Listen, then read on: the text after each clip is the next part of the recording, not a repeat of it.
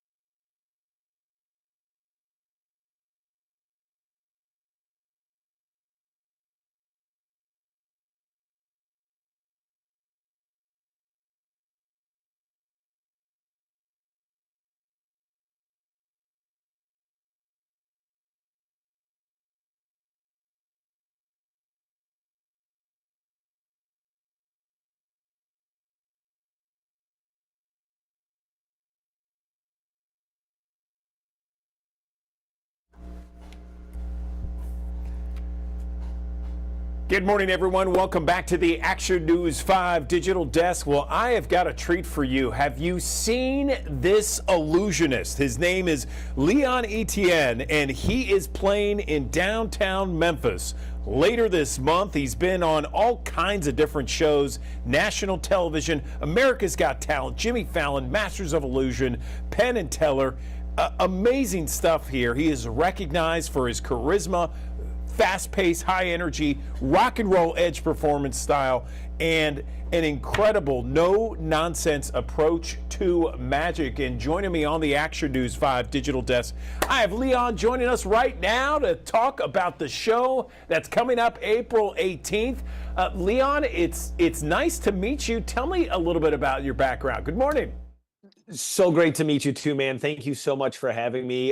Born and raised in upstate New York at 12 years old. I was grounded by my mother. I was bored out of my mind. And underneath my bed at that time, there was no internet. There was no TV in my room. So underneath my bed, I had three things. I had a fire truck, I had my hockey equipment, and I had a magic book that my grandparents gave me. And I was just out of pure boredom. I opened that book up. I read my first trick, instantly fell in love. Left my room when I was grounded, which is a no-no. And my mom was like, Leon, what are you doing out of your room? I said, Mom, pick a card, right? And she picked a card and I blew her mind. And from that day on, I've been hooked. And that was over 30 years ago. Wow. Okay, so this is some video that we're seeing from one of your shows. Tell us a little bit about it. Yeah, so you're seeing a lot of clips from Penn and Teller Fool Us. I've been on that show twice. From America's Got Talent, I made it to the finals on that series, and also Jimmy Fallon, and then Masters of Illusion as well. And then there's some clips from that big show, which we are bringing to Memphis. This is going to be incredible. It is basically, people describe Magic Rocks as if like David Copperfield and Van Halen had a baby, right? You put those two things together, you get a high energy rock and roll style magic show, which I feel like with the music history of Memphis and Beale Street is the perfect show for this city. We've been in Memphis before. I've done some halftime shows for the Grizzlies, and then I've done a lot of private shows. But this is the first time we've done a public show in a long time there. Fantastic, Leon. Well, tell us what the audience can expect here. I mean, we saw a little bit of those clips, about 30 seconds or so. How long's the show? Is there interaction? What is it? Yeah. So the show's going to be in two segments. We do have an intermission because it breaks up into about, it's like 60 minutes for the first segment and then about 45 for the second segment of the show. Gives people enough time to stretch. But this is a completely family-friendly show. Yes, it's high energy. Yes, there's a lot of cool visuals. But this is good for literally from everyone from grandpa to the grandkids. Bring everyone, bring the family. As a matter of fact, let me give you a little preview. Can everyone see the ring on my finger? You can see that in the studio, yeah? Yes. Yeah. Watch. If I take the ring off, watch. When I let go, check it out. It jumps right back up on that finger, guys. Nice. Even if I loosen it first and then let go, it still finds its way back to the finger. So that's just a little sample. This is just the stuff I do for fun for interviews. But if you like that, you're going to love what you see on TV. Now, we know what this is, right? Brand name, Sharpie marker. But in my industry, we call these magic markers. And that's because they perform magic. Look, check it out. If I touch it to the air, it vanishes. And then you get it back. Like that. That's pretty crazy, right? That's a fun visual. Not bad, not bad. Who were your inspirations? You mentioned Copperfield a minute ago. Yeah. So growing up for me, believe it or not, it's probably someone that no one's ever heard of in America because he's a Dutch illusionist. His name is Hans Klok. And growing up when I was exposed to him on TV, I was like, wow, this guy is like kind of where it's at. Very high energy, very fast-paced illusion, keeps the show going. But there was a series on TV years ago called World's Greatest Magic. And it happened for 5 years, and it was on NBC, I think. But it happened on Thanksgiving Eve, right? The perfect time to have a TV show back then because families were gathering around, getting ready for the holiday the next day. So they had this special called World's Greatest Magic, and it literally showed some of the best magicians in the world. And at that time, when I was getting into magic, that's what did it for me. I mean, I saw so many wonderful things from close-up magic to stage magic. This show has a little bit of everything for everybody. It's interactive. I call volunteers on stage if people want to help out, but also you can just sit there and relax and enjoy yourselves as well. Is this 2 hours? How long is it, would you say? Yeah, so all in all, it's about 90 minutes, but there is a 15 to 20 minute intermission in between those segments of the show. So yeah, you'll be there for about 2 hours. But check it out. I can do another trick for you guys. Yeah, check this out. So we got the marker from before. We'll just place this here for a second. And the ring. Check this out, guys. I'm going to angle the camera down. Everyone watch the ring, because if I squeeze it, and then I use the magic wand like Harry Potter, right? Check it out. I tap, and that ring then vanishes. And then you cause the marker to vanish again. And then you get the marker back like that, guys. And look, if I take that cap off the marker and shake, that ring will jump right back out of that cap. That is impossible. Do we have time for one more? Yeah, let's do it. Yeah, you let me know. You let me know. All right, so check this out. This is a deck of cards. I want everyone to see it is just a deck of cards, okay? And now this will work virtually through the studio. So whenever you want, please just say stop for me. Stop. All right, right there. I'm going to push that card forward, okay? I'm going to put my head down so I do not see this card. Tell me, can you see that in the camera? Sure can. Okay, look, all I'm going to do is put it right back on top of the deck, and watch how fun this is. I just cut the cards in half and bury your card right in the middle. That's fair. Now, all I need you to do is think of your card. Everyone at home, think of the card you just saw. Watch this. Think right now. Because with just a snap of the fingers, look, guys, one card and one card only has now changed color. Look, they are all blue, but look, one card only has changed color. The only one. Everyone at home, continue thinking of that card. Because with just another snap, for the first time, can you tell me what the card is? It's a 9 of diamonds. The 9 of diamonds? Oh, thank God we got it. The 9 of diamonds. Exactly. But check it out. If I put the 9 of diamonds here in my hat, right? Say stop one more time for me. Say stop whenever you want. Stop. All right, look at that card. You got it? Yep. And check it out. All I do again is snap my fingers after it goes back in the middle, and one card turns red, guys. One card, and one card only turns red. Well, there is still one card that's red. It's been here in full view the entire time. No way.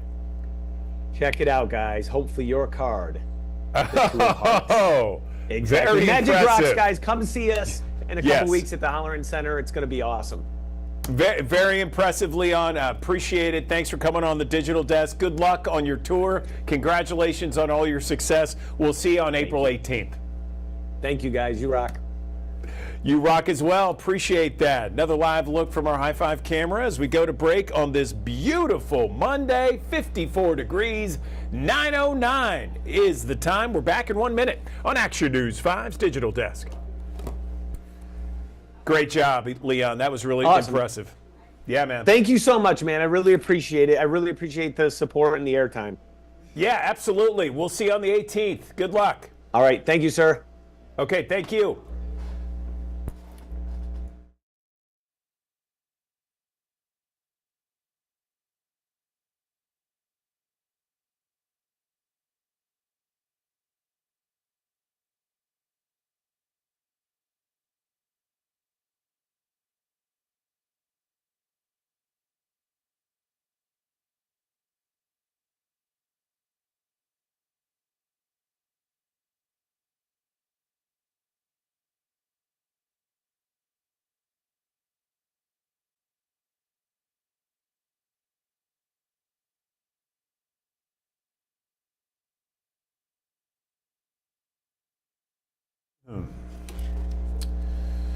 Good morning, everyone. Welcome to the Action News 5 digital desk. 10 minutes after 9 on your Monday. I'm Andrew Douglas, and once again, a beautiful shot. Just take that in on your Monday. 54 degrees, 10 minutes after 9 o'clock. Gorgeous there. There's another shot in Midtown outside of our studios here at 1960 Union Avenue. It's going to be a great day. In fact, we have a whole week of great weather. We'll be talking about that throughout the morning here on Action News 5's digital desk. But right now, I want to get to some of the stories we are following at this hour. We begin with voter registration. The deadline is today if you want to vote in Shelby County for the May 5th primary election. You can head to the Tennessee Secretary of State's website in order to register on the ballot. There will be candidates for county mayor, county commission, the sheriff, the school board, and much more. And then winners from the May 5th election advance to the August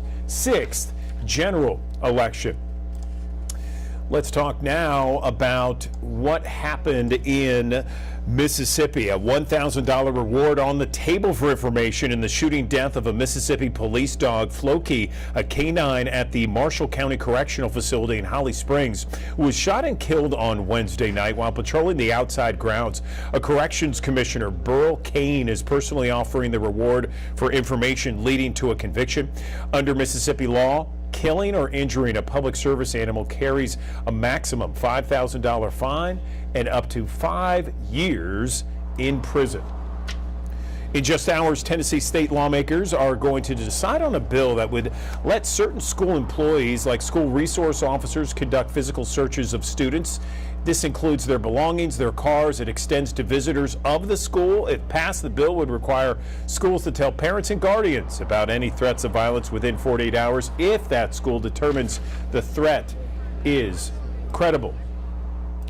This past weekend, the Mid-South, remember the 58th commemoration of the assassination of the Reverend Dr. Martin Luther King Jr. National Civil Rights Museum hosted a weekend dedicated to Dr. King's impact in the civil rights movement. On Saturday, several guest speakers recalled the moments leading up to Dr. King's assassination at the Lorraine Motel, April 4th, 1968. Local leaders emphasized how the work of Dr. King still impacts the Mid-South today. Saturday's event concluded a 3-day series of events for the National Civil Rights Museum themed around King's legacy. Let's talk about the expansion at the Lander Center. Big changes in South Haven. Organizers showing off plans for major expansion, adding a larger convention center and the first on-site hotel at any convention center in the state of Mississippi. The new Hilton Embassy Suites will feature a restaurant, a meeting space, lazy river, and a resort-style pool. A covered walkway will also connect the hotel directly to the expanded convention center, making it a one-stop destination for conferences, events, and visitors. All right, heads up if you traveled in downtown Memphis. The city of Memphis is closing Riverside Drive starting this morning to prepare for the Riverbeat Festival. The closure will run between Beale Street and Georgia. Drivers urged to plan alternative routes and expect delays. Pedestrian access to the riverfront will remain open. Detours will be clearly marked, and the city says it'll provide updates as needed. Okay, the Memphis in May World Championship Barbecue Cooking Contest is going to feature a great lineup of entertainment. Cupid, the artist behind the Cupid Shuffle, will perform on the main stage Thursday night. Next night, Memphian Grammy winner, grandson of blues legend Cedric Burnside, will perform. And then we got DJ Mike T performing on Saturday before and after the awards ceremony. The entire lineup of events is available on our website, actionnews5.com. Memphians getting excited about several summer concerts all across the city, including the Overton Park Shell. Memphians and Mid-Southerners looking forward to this announcement later today. From 5:30 until 7:30 tonight, you can be the first to hear who's performing at the free summer concert series at the Overton Park Shell. And this upcoming year is the 90th anniversary. The party is kicking off at Wiseacre. There's going to be live music, and your first beer is free. It's on the house.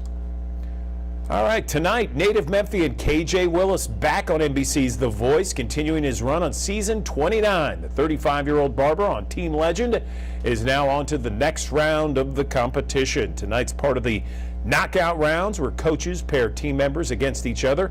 The new episode of The Voice you can watch 8 o'clock right here on Action News 5. Another live look from our high five camera. Gorgeous shot, 54 degrees, 15 minutes after 9 o'clock. We're back in 1 minute on Action News 5's digital desk.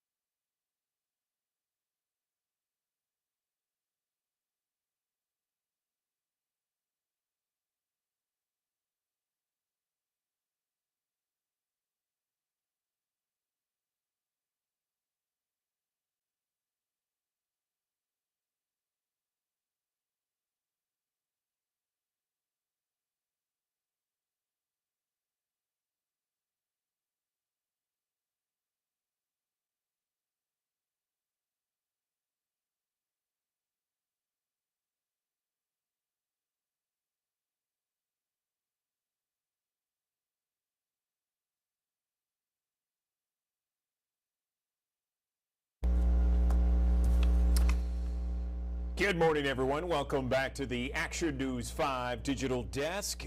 Camp Good Grief. Have you heard about it? It's been around for over 25 years, and it is something that is enabling people to provide a safe environment for grieving children, teens, and adults to explore and express their feelings related to the death of a loved one, perhaps a family member, and learn to thrive in a world without that special person. Baptist Memorial Care has offered Camp Good Grief since 1999, and they're going to offer it once again this year, coming up in June. But there is a fundraiser I'd like to tell you about that's happening this month in April. And joining me on the Action News 5 digital desk, Angela Hamlin is going to talk more about Camp Good Grief and this fundraiser that is upcoming. Angela, this is a camp that I personally know many people have attended, and they say nothing but great things. Can you briefly talk a little bit about what this camp does, why it was started, and the fundraiser? Good morning. Good morning. Yes, thanks so much for having me. Yes, what an honor to do this work, and what an honor for Baptist to be the leader of grief care in our community. We did start the first grief camp in 1999, and that has grown into our grief centers that we have several of across the Mid South, where we're able to provide free grief counseling to children, teens, and adults. All of that care is provided by mental health providers. We have trained volunteers who help assist with our camps, but all of this that we have been able to create, and we're so fortunate that we have been, is because the community has asked us for it. And now we're asking for the community to help support us through the Art of Caring, which is our annual fundraiser.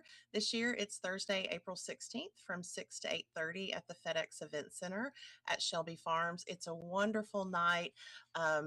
Of great food, great art, great entertainment, and just for a chance for the community to come together and help support these programs of the Kimmons Wilson Family Center for Good Grief, and all of the camps and the individual grief counseling, the grief groups. We do crisis intervention. We have a podcast called Grief is Real, Big, Better Shared. All of that is here because the community has asked us for it. And so now we want the community to come out and have a great night with us and help give back to the program. So, if someone's hearing this and they're very familiar with Camp Good Grief, which I know many people are, how can they support this fundraiser? So get tickets, join us for the night. So tickets are $50. You can get those tickets online and come and just have a great night with us. Great art. There's going to be several opportunities where you can do things. There's a floral decorating bar. There's a cannoli bar station. There's so many different opportunities of just fun things at this event, and just coming together and supporting grievers, giving back through purchasing tickets. Come with your friends. All of the money raised from this event goes directly to the services. So this event helps us provide grief counseling at the Kimmons Wilson Family Center for Good Grief, the podcasts, the grief groups, the camps, all the things that we're able to do through our grief center. This event helps support. Is there a website where people can go and check it out and then perhaps buy the tickets? Yes, absolutely. You can go to bmhgiving.org. So again, bmhgiving.org. There's an event tab. You can click on that and go to Art of Caring.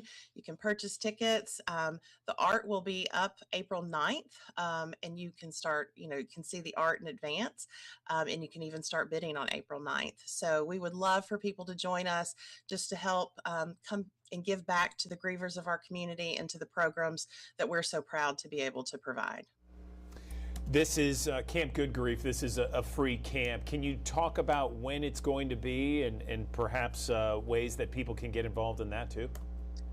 Yes, so camp is in June this year, but one of the things that we're so proud of is that we've expanded camp to year-round services. So we have a new building with our Collierville campus, Dorothy's Cottage, and at Dorothy's Cottage, we gather as grievers. And so Camp Good Grief now happens monthly for children and for our teens through our Dorothy's Cottage. And so that's really been wonderful to be able to extend the services year round.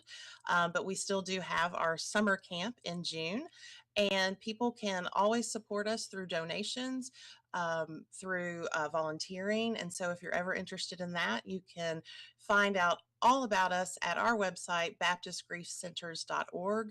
And if you're interested in learning about our services, coming in for a tour, or learning other ways that you can help provide support financially or through volunteerism, all you have to do is reach out. Okay, Angela Hamblin with Baptist Memorial Hospital. We appreciate it. Good luck on the fundraiser, April 16th, the FedEx Event Center. Perfect place for it. Tickets $50, very reasonable. Sounds like an amazing time. We appreciate you joining us on the Action News 5 digital desk. Thank you.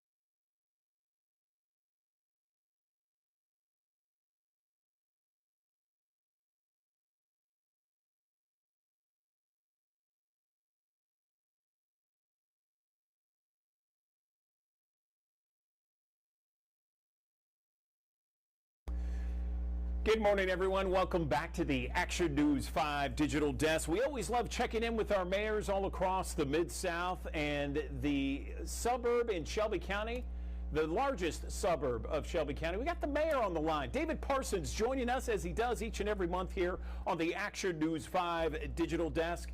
David, I can't believe April is already here. I feel like we just started 2026, but it is rapidly moving. How are you? Doing fine. Blink your eyes, and here it is. Easter's here. Yeah, no question about it. So I know that like a lot of different places all across the Mid-South, we are happy it's spring. No more, winter, snow, ice, none of that. It's springtime, baby. Let's go. Amen. Well, I'd like to start by saying Happy Easter to everyone and remind everybody that we'll be closed this Good Friday. So hopefully you'll have a good time, some good Happy Easter events, and it's Easter egg time, and we've already had our Easter hunt last weekend. We had over 700 kids show up for the Easter grab. And I want to give a shout out to our Bartlett Recs and Park Department because they did a phenomenal job. And you can see some of the pictures on the screen. We had a great turnout, Andrew. And that sounds fantastic. I was just going to say, I've been to many different Easter egg hunts and rolls over the years. That is always a great time. I mean, you can't leave that without having a smile on your face, wouldn't you say?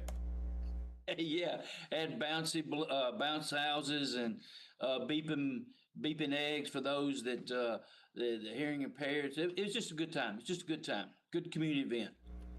Fantastic. Okay, so let's talk about some of the other events you got going on, David. Coming up, we got Oliver. We'll be on stage at the Bartlett Performing Arts Theater, which is on Bartlett Performing Arts Theater is at 3663 Appling Road. It's going to be Friday, Saturday, and Sunday, April 10, 11, and 12. Tickets are available at the box office, www.bpac.org. Following that, on the 11th, we have Bartlett Bayou Bashes, April the 11th at Freeman Park. Freeman Park's at 2629 Bartlett Boulevard. From 11 to 7. We had it last year, and man, it was phenomenal turnout. It's going to be hosted by Raging Cajun Restaurant. We'll have a DJ spinning some tunes, and just bring the whole family out. Crawfish will be $12.75, and it comes with a pound. It comes with potatoes, corn, sausage, and all the fixings to go with that. Great time, great music, and it's sponsored by Leaders Credit Union. After the 11th, we have the Friends of Our Library book sale at the venue, which is at 5868 Stage Road, from noon to 6 on April the 16th and 17th, and from noon to 4 on April the 18th. All the sales from this benefit our public library. So all you bookworms, go pick up your good book, and you'll be satisfied with a great selection there. And I ask Andrew another thing. Are you royalty? So bring your crowns and your robes all out for the 3rd annual Royal Tea Party on April the 18th at the venue. There's more information at 385-5590 or follow the Bartlett Recs on our Facebook page.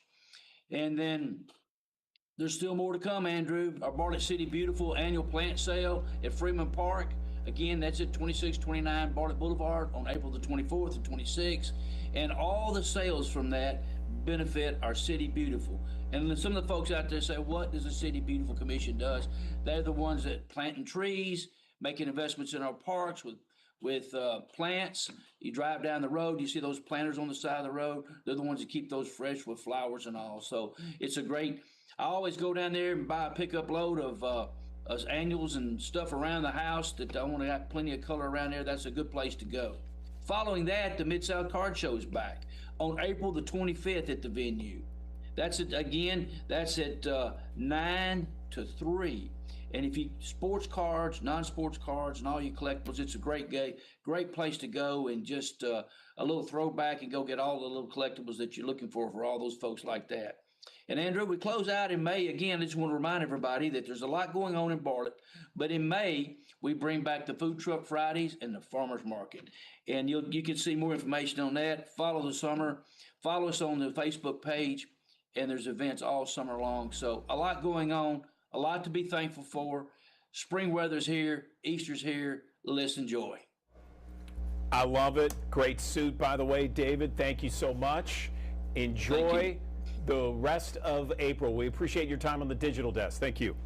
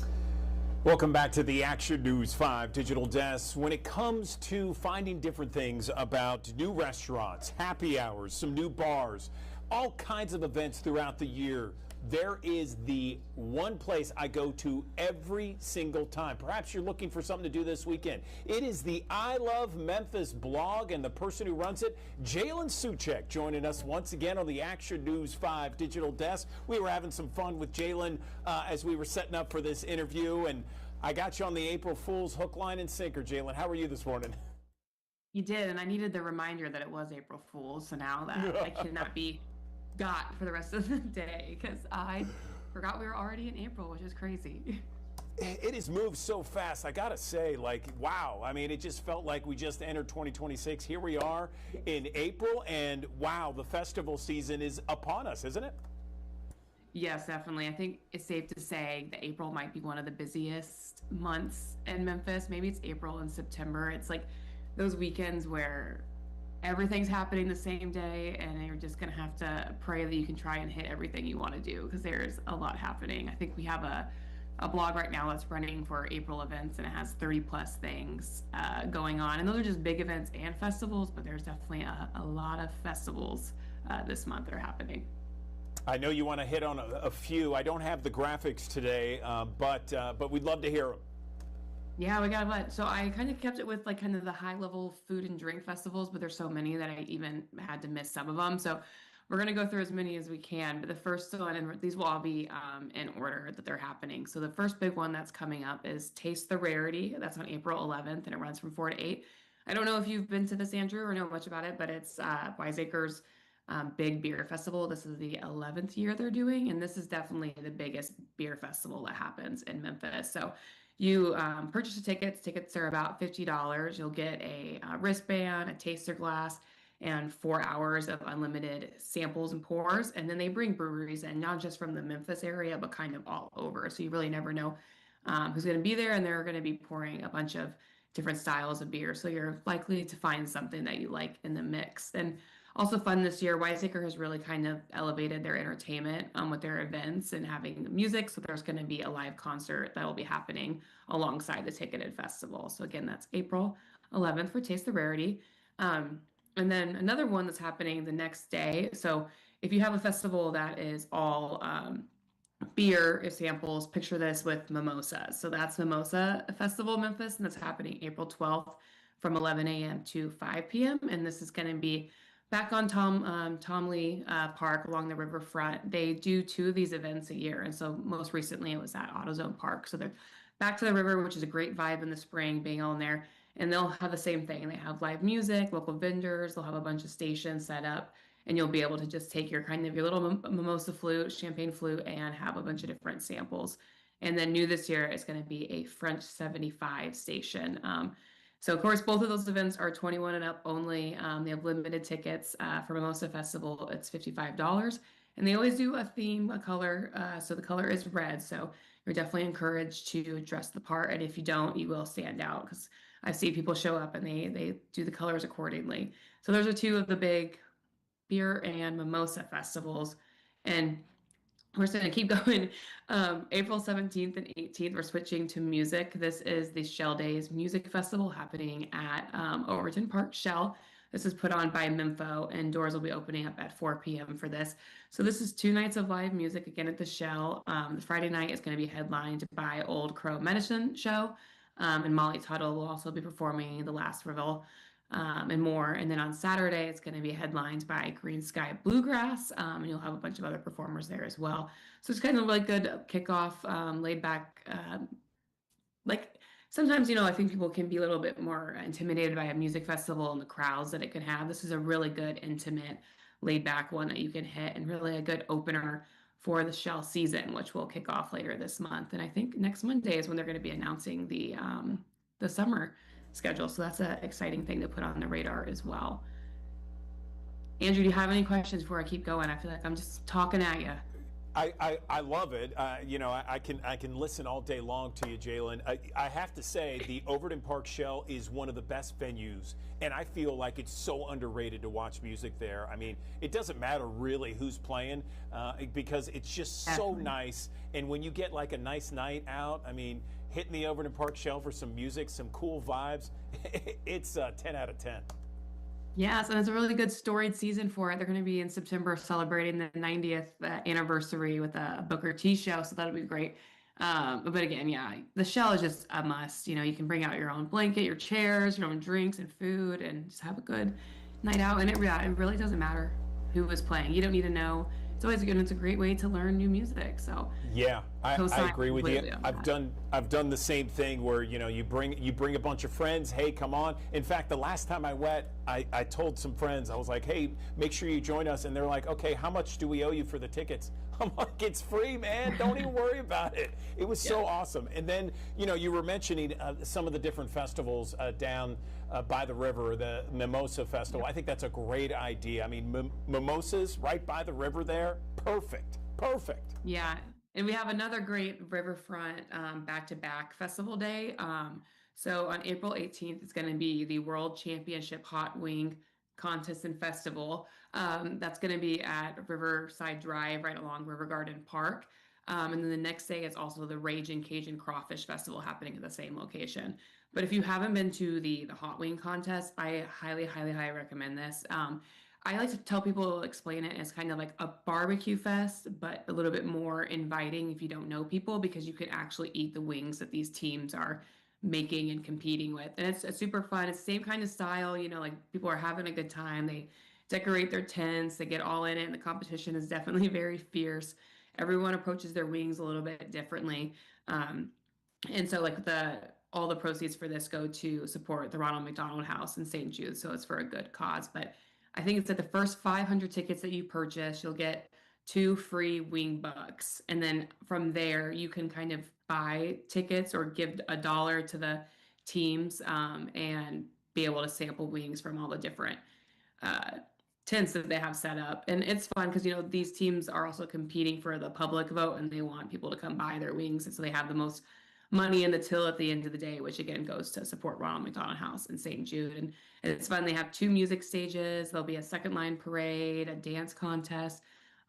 Just a lot of fun, family friendly. Tickets, I think, are $20 online. So definitely buy them in advance because they go up to $30 at the gate. And it is free for kids 8 and under. So love that event. Again, this is April 8th, 11 to 6 p.m. And then definitely stick around for the next day because it's the Raging Cajun Crawfish Festival, which will be from 11 to 7. And this, of course, supports Porter Leith. I think this is in their 33rd year on having this festival. It's free admission, but you buy your crawfish once you get in there. And this is kind of like the biggest crawfish festival in all of the Mid-South area. And so they have thousands of pounds of fresh crawfish that they were cooking up. They do shrimp. They have food trucks on site as well that you can purchase from. Live music. There's crawfish bobbing, crawfish eating contests, racing contests, kids area, and it's always just a lot of fun. So really cool, both in the same location, back-to-back weekends there right on Riverfront. That sounds fantastic. I love crawfish, and I just love the whole celebratory mood that everybody's in when you have it. I mean, it's almost like we have so many different crawfish festivals here. It's just tell me what time and I'm coming. It's fantastic. Yeah. Yeah, and I love crawfish, but I like it's so much work, Like I want someone to do the work for me so I can just enjoy it. But it's fun. Yeah. It's so associated with like spring and being outside and community. So if you can't make that crawfish festival, as you mentioned, we have a bunch. Overton Square Crawfish Festival is April 25th, and that'll be from 11 to 5. And it's again another situation where admission is free. Kids and pets are welcomed, and you can purchase the crawfish when you get there. Another really cool event, which kind of competes with the Hot Wing Festival, so you're really going to have to plan out, try and get to one earlier and go to the other later, is the Cooper Young Porch Fest. And this is in year 6. So that's April 18th, and it starts at noon. And essentially, all of the porches, well, not all, but a good number of porches in Cooper Young will have host bands that will be performing on their porch. And you kind of just hop around, sit in their lawn, enjoy some music. And it's just a ton of bands participate. And in the morning they have a community yard sale. But that's a really, really cool, free, open to everyone event. And I think it's just so Cooper Young and fun and cool. And then you can hear and support some local music in the process. Yeah, I was going to say it's totally on brand for Cooper Young. I mean, it's that sounds perfect, for the neighborhood. I mean, everything just aligned perfectly. Cooper Young neighborhood, a porch festival, yard sale, and music and art show. I mean, you put in a fat guy in a red suit, you got Christmas there. You know what I'm saying? Yes, yeah, that's perfect. So I'm going to be trying my best. I think my plan is to be going to Wing Fest in the morning, and then in the afternoon try and swing by Porch Fest, because that's always a good one. But there are, again, I think we can keep going on and on and on with what's happening in April. There's a 3-day Good Vibes Comedy Festival where comedians will be coming in. Africa in April, of course, is happening. Shelby Forest has their spring festival happening. Memphis Football Spring Fest is there in April. It just goes on and on. Vintage 901, there's Science of Wine. So much happening in April.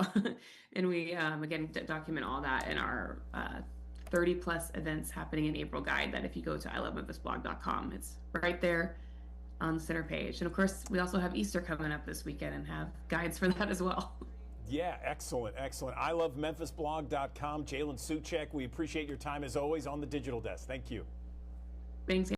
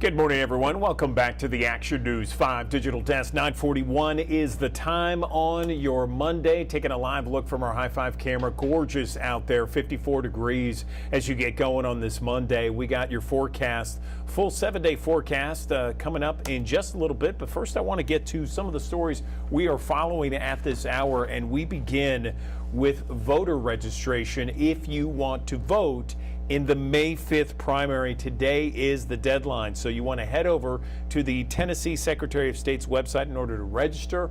On the ballot, you will have races for county mayor, county commission, sheriff, school board, and plenty more. And then the winners for May move on to the general election August 6th throughout the state of Tennessee. To Mississippi now, where a $1,000 reward is on the table for the shooting death and information on this shooting death of a Mississippi police dog. We're talking about Floki, a K-9 in Marshall County Correctional Facility in Holly Springs, shot and killed last Wednesday while patrolling the outside grounds. Corrections Commissioner Burl Cain personally offering the reward, leading to a conviction. Under Mississippi law, killing or injuring a public service animal carries a maximum $5,000 fine up to 5 years in prison. Let's talk about a bill working its way through the Capitol in Nashville. Lawmakers deciding on it that would allow school employees, like school resource officers, to conduct physical searches of students. In this, it includes belongings, their cars. It extends to visitors of the school. If passed, this bill would also require schools to tell parents and guardians about any threats of violence within 48 hours if that school determines the threats to be credible. This past week in the Mid-South, remember the 58th commemoration of the assassination of the Reverend Dr. Martin Luther King Jr. National Civil Rights Museum hosted a weekend dedicated to Dr. King's impact in the civil rights movement. On Saturday, several guest speakers recalled the moments leading up to the assassination, April 4th, 1968. They emphasized how the work of Dr. King still affects the Mid-South today.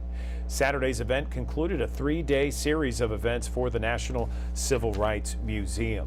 Let's talk about South Haven, Mississippi now, and the Landers Center. That is expanding. Major expansion, adding a larger convention center and the first on-site hotel of any convention center in the state of Mississippi. We're talking about a Hilton Embassy Suites. It's going to feature restaurant, meeting space, lazy river, and a resort-style pool-covered walkway. Connects the hotel to the expanded convention center, a one-stop destination for conferences, events, and visitors. Also want to let you know, if you travel downtown, the city of Memphis is closing Riverside Drive because of Riverbeat Music Festival. Yeah, it's going to happen. The closure's happening this morning, already happened, Beale to Georgia. Drivers are urged to plan alternative routes. Expect delays. Pedestrian access is still going to be there, but detours will be clearly marked. The city will provide updates as needed. And speaking of Memphis in May, I want to tell you about the World Championship Barbecue Cooking Contest. Great lineup of entertainment. The artists behind the Cupid Shuffle, they're going to perform on the main stage Thursday night. Then the next night on Friday, Memphian Grammy Award winner and grandson of blues legend Cedric Burnside will perform.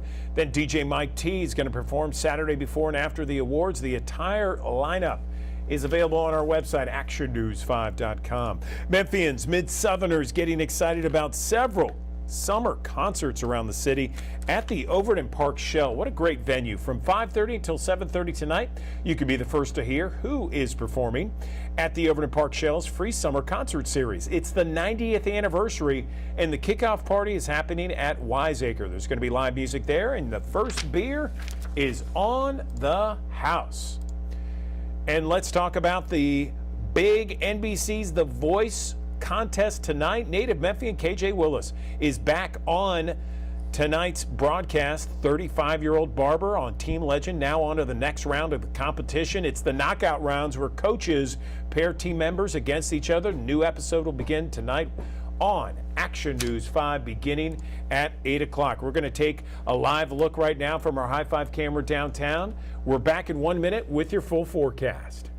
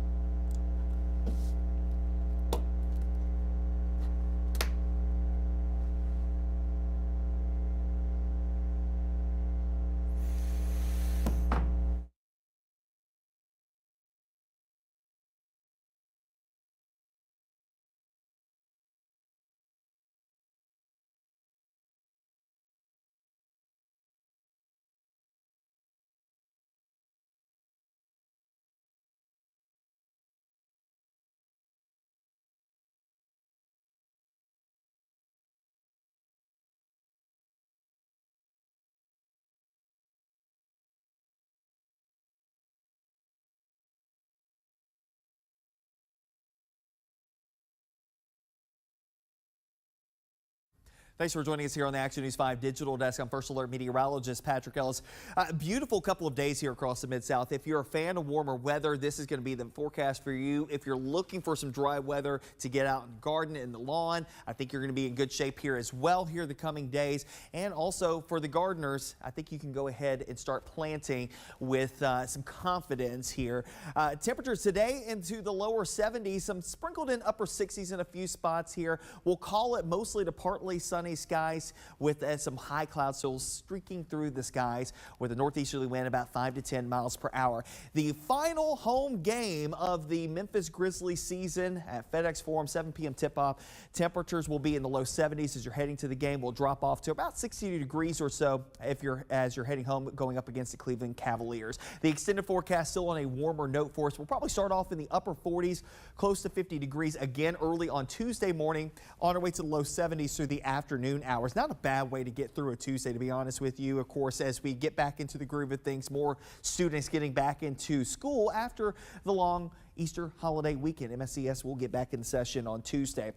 78, the high temperature coming up on your Wednesday. It's a warming trend for us here over the coming days. Mid to upper 70s expected through the latter portion of the week. Now, I will say this, as we continue to be pretty dry here, low humidity values as well as some gusty breezes that will start to kick in here through the middle and latter portion of the week. Would not be surprised to see an increase in fire weather danger. Remember, it's been quite dry. I know we just caught some rainfall in the last couple of days, but really and truly we have been on a drier note over the last couple of days. So is there a chance for a few showers? It's a spotty opportunity by the time we head towards the end of your forecast period. Of course, we're looking at the potential for a few spotty showers here or there by the time we head towards Friday, Saturday, and Sunday. But I think many spots, more than not, will likely remain dry throughout the majority of this extended forecast. And I would go ahead and bank that as we go into the next couple of days, including for the extended 10-day forecast, many more hours will likely stay dry. We'll go 84 on Monday of next week, 82 next Tuesday. We'll start adding in a little better chance for some rain as a frontal boundary does approach us from the west.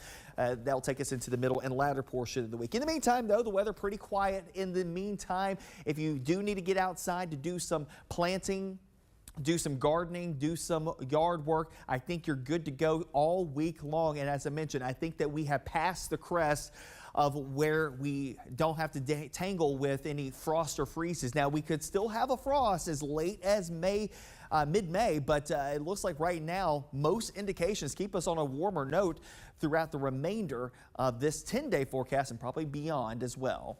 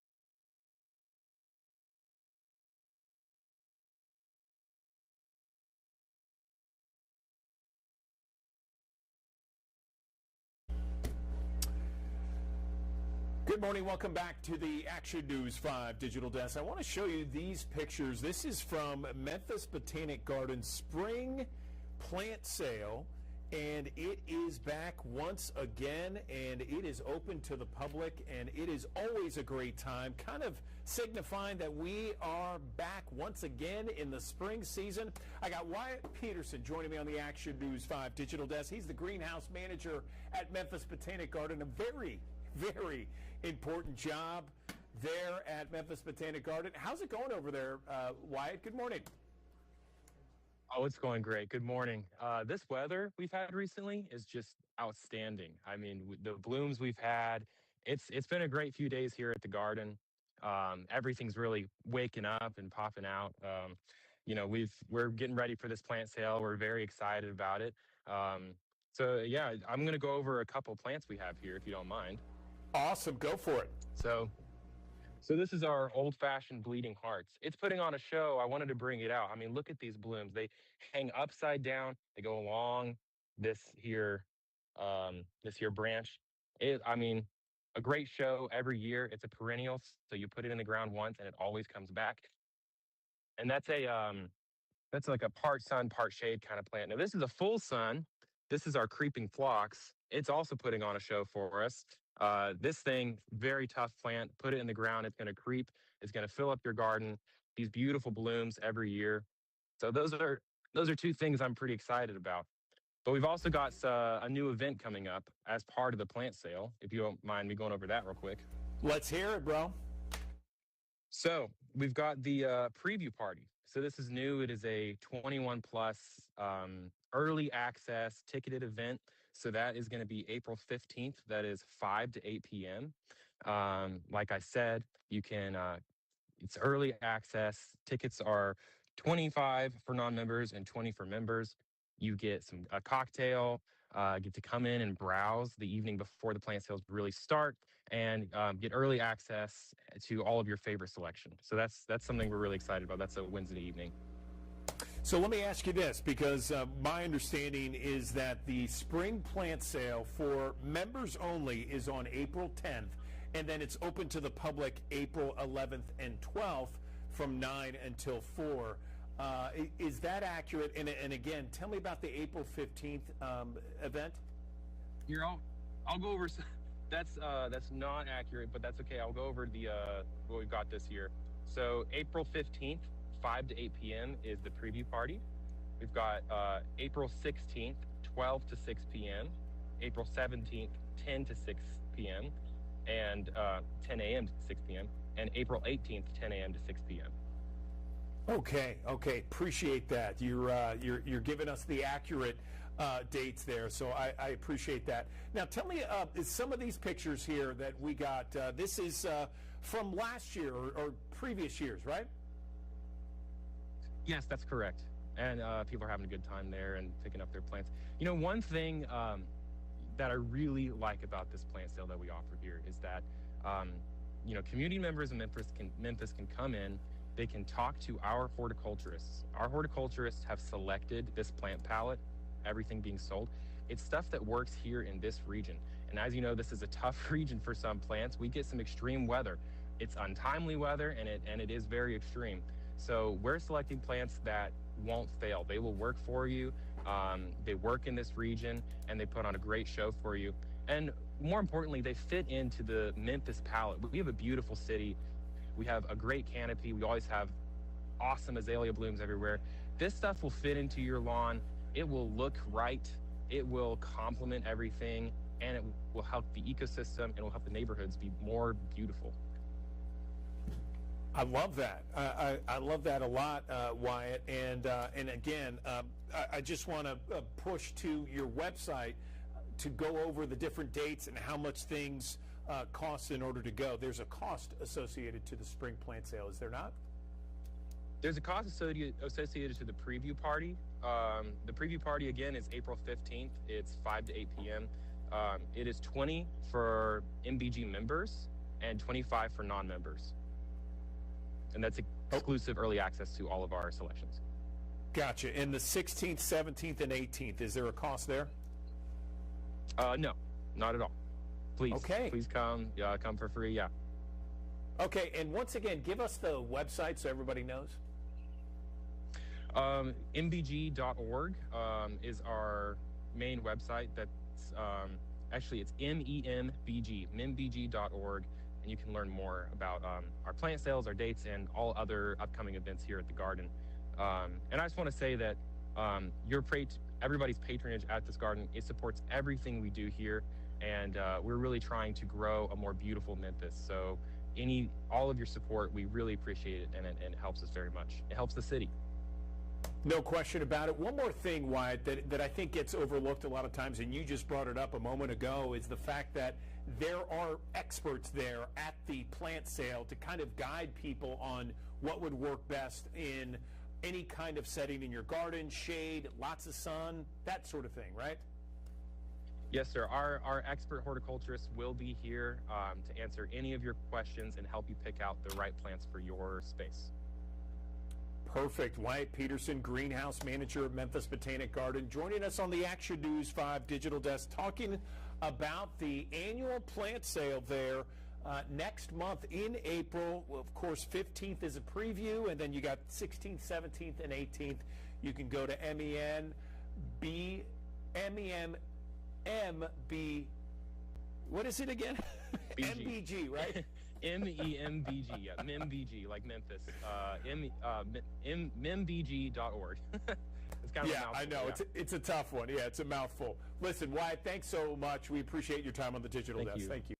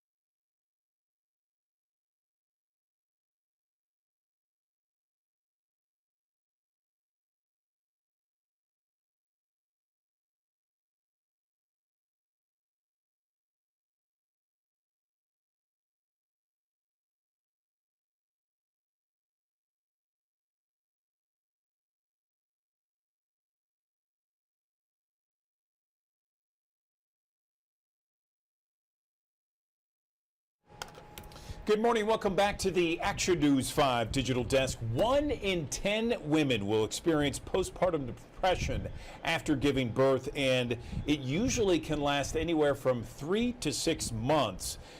It's estimated that about half, 50% of mothers with postpartum depression are not diagnosed by a health professional. Let's talk more about this issue, perhaps some new treatments, better treatments out there, with Dr. Patrick Clayton, an OBGYN with St. Francis Medical Partners. Doctor, thanks for coming back on the Digital Desk. So first off, let's talk about maybe the signs and symptoms of postpartum depression. Good morning. Good morning. So one of the main signs is just feeling overwhelmed frequently, losing interest in things that you normally would take pleasure from, and loss of appetite, sleep disturbances. Those are some of the more common things, which can be difficult to diagnose in the postpartum period because sleep disturbances and taking care of the baby can be very common and kind of overwhelm you. You know, I mentioned 1 in 10 women have postpartum depression. It seems like it's more than that. I don't know, based upon discussions that I've had and stuff that I see online. Is there anything that we know that brings on postpartum depression, or is it just something that happens?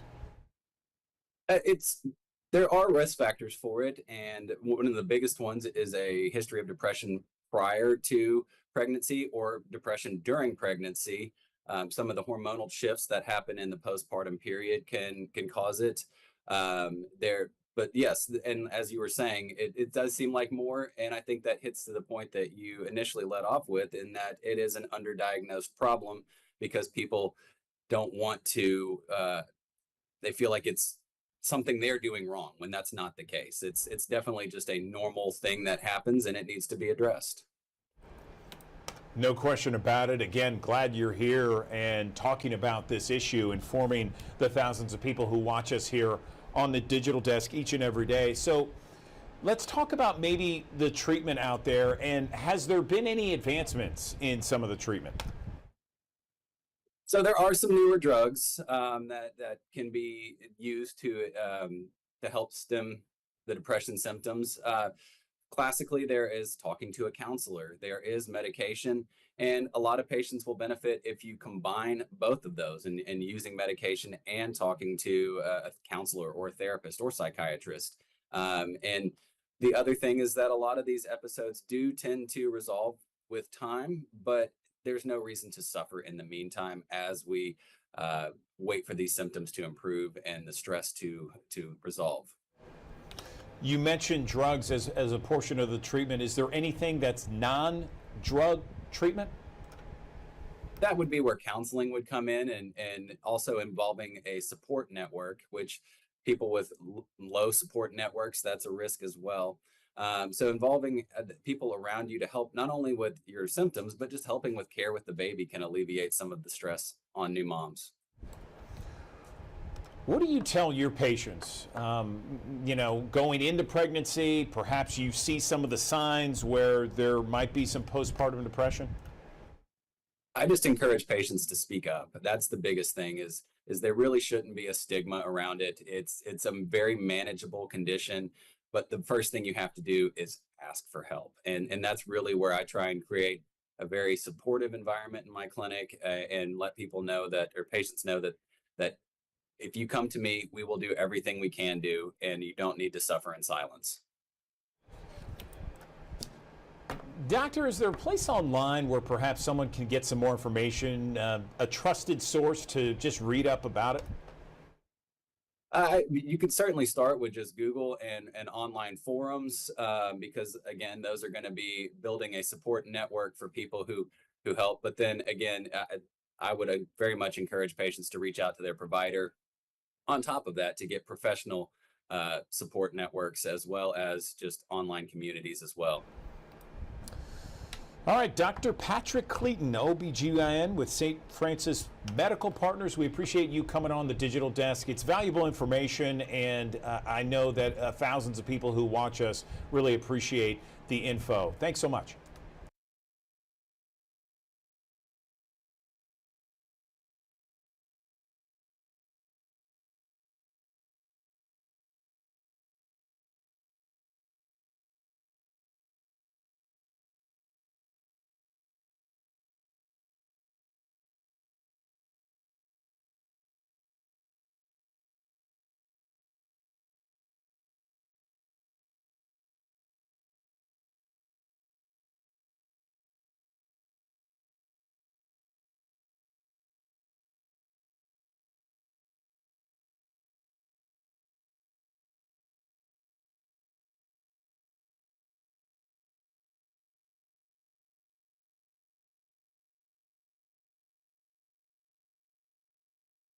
Thanks for joining us here on the Action News 5 Digital Desk. I'm First Alert meteorologist Patrick Ellis.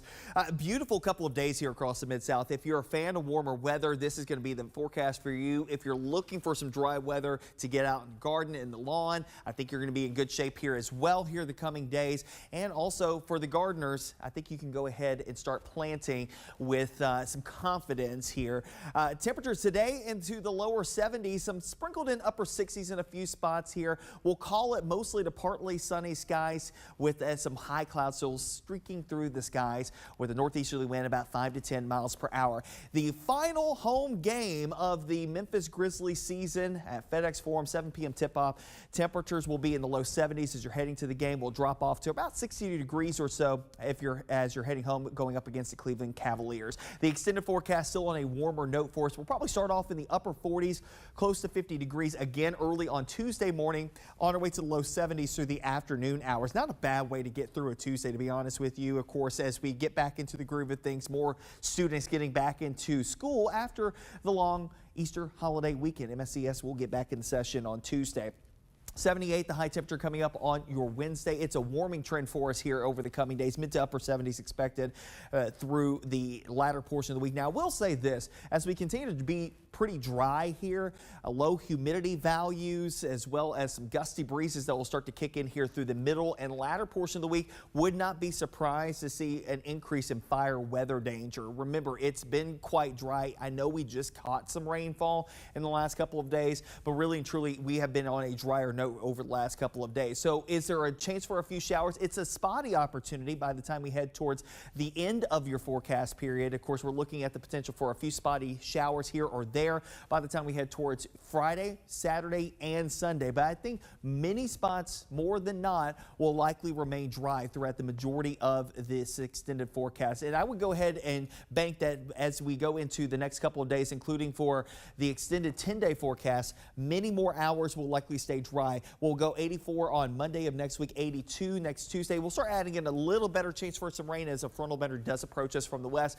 That'll take us into the middle and latter portion of the week. In the meantime, though, the weather pretty quiet in the meantime. If you do need to get outside to do some planting, do some gardening, do some yard work, I think you're good to go all week long. And as I mentioned, I think that we have passed the crest of where we don't have to tangle with any frost or freezes. Now, we could still have a frost as late as May mid-May, but it looks like right now most indications keep us on a warmer note throughout the remainder of this 10-day forecast and probably beyond as well.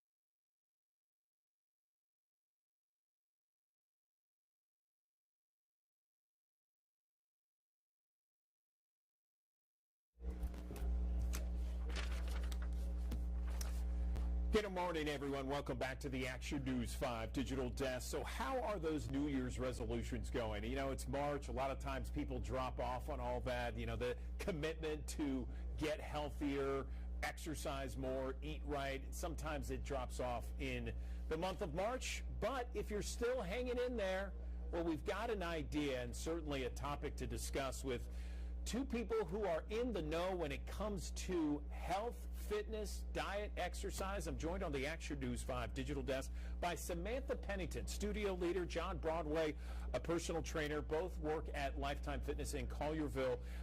Let's talk about nutrition, because I think a lot of people miss that point when we talk about bettering our body and bettering our brain. Nutrition is so important. Oftentimes, some people like to say it's more important than even exercising. Where do you guys stand? Good morning. Morning. Good morning. Yeah, I definitely agree with that point, Andrew. We get members coming in to join. They're always talking about exercise. It's their first priority. But when you think about exercise, that's really maybe a few hours a week, maybe 10 hours a week at max. When we talk about nutrition, we're doing that every day. We're eating multiple times a day. And it's going to help support our energy. It's going to help us recover and perform the best we can. Fantastic. Samantha, do you want to weigh in? Yeah, I always use the analogy, do you take care of your car? Do you get your oil changed? Do you put gas in your car? So I kind of reciprocate that to the body, right? If you want more energy throughout your day, if you want to feel fueled, not dehydrated, like what are you doing and what are you putting in your body to help yourself live a healthy and happy life every single day and not feel low energy or feel like you are slumming around a little bit? You probably should check into what you're putting into your body to help sustain yourself throughout the day.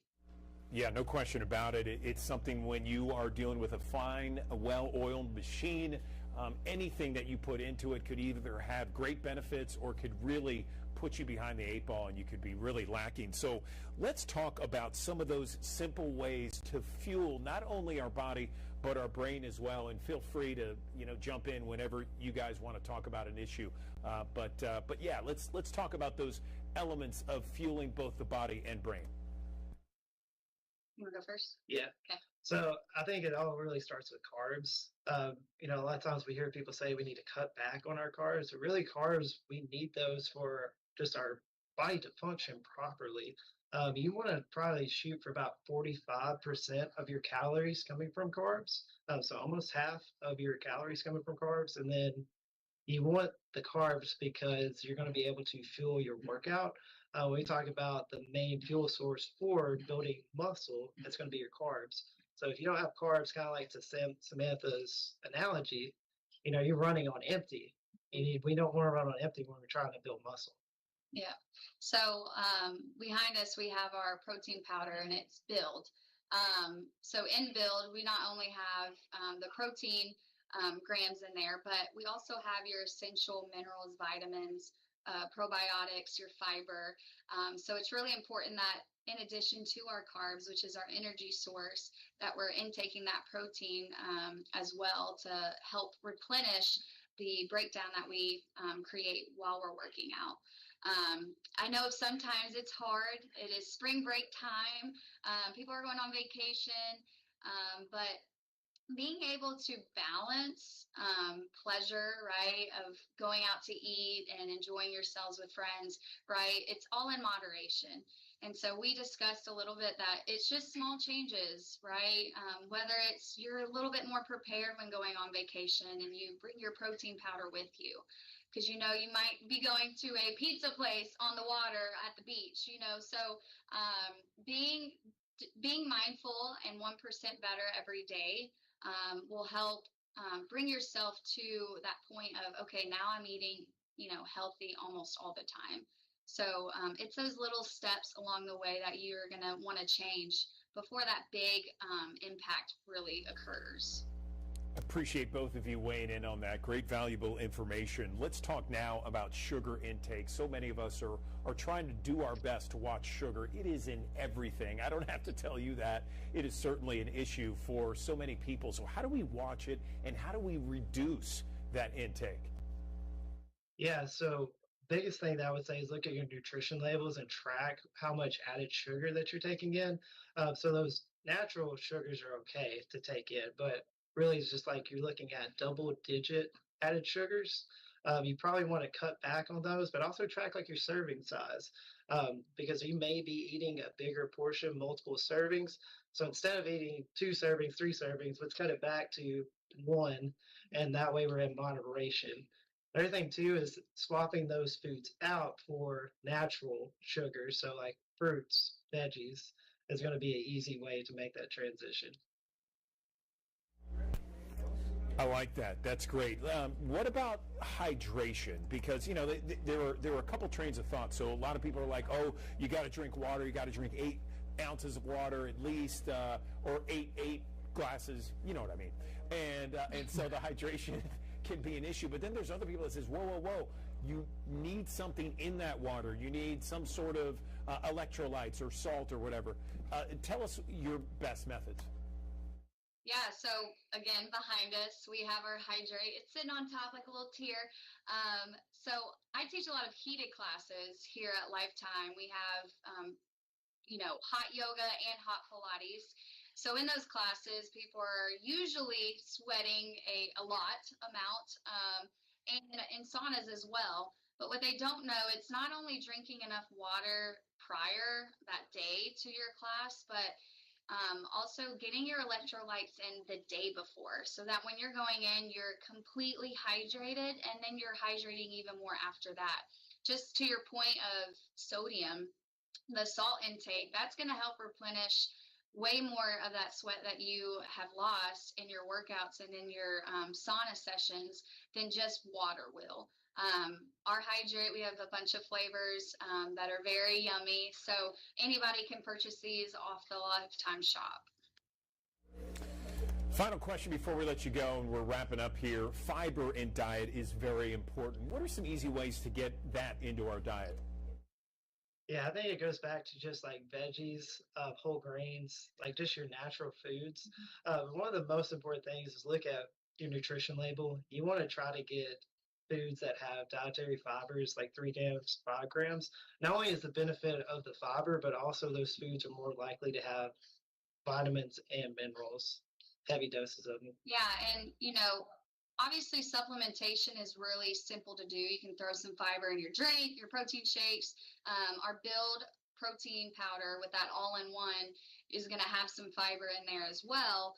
But also too, like those natural plant foods, like John was saying, eating your veggies, that little difference that you can change within your nutrition will help your digestive system a lot more than, you know, trying to eat greens all day, every day. So remember, those small little changes that you make will make it easier once we start getting into those long-term goals.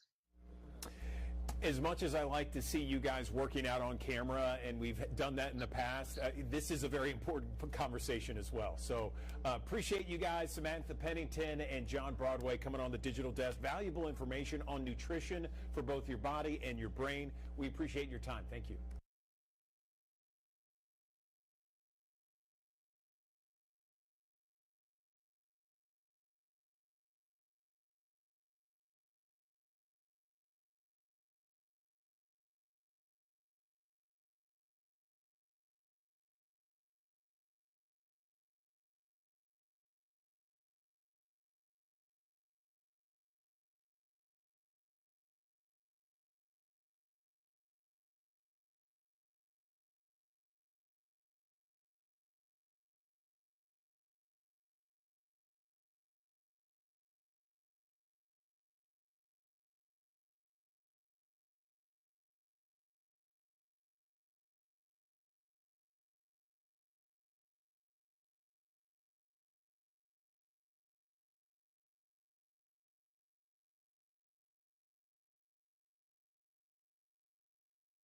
Good morning. Welcome back to the Action News 5 Digital Desk. More Americans than ever are expected to reach retirement age this year. And according to the latest Fidelity Investments State of Retirement Planning Study, many understandably are a little concerned about, in fact, pulling the trigger and retiring. Here to discuss what we need to know if we are looking at retirement this year or perhaps in the future, not too distant future. I'm joined now by Sham Gaglani. He is joining us on the Digital Desk. He is a retirement distributions leader at Fidelity.